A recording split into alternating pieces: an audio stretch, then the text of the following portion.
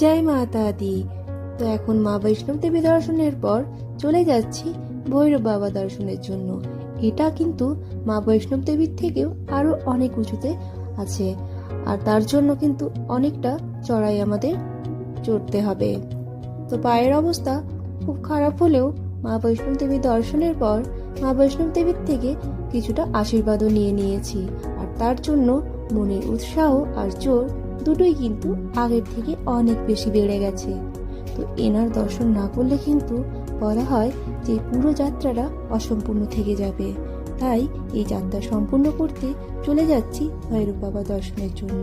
তো এরকমই কিছু প্রয়োজনীয় তথ্য আপনাদের সাথেও শেয়ার করব, আর তার জন্য আপনাদেরও অবশ্যই সাবস্ক্রাইব করতে হবে আমার ফ্লাইং কালার্স চ্যানেলটিকে।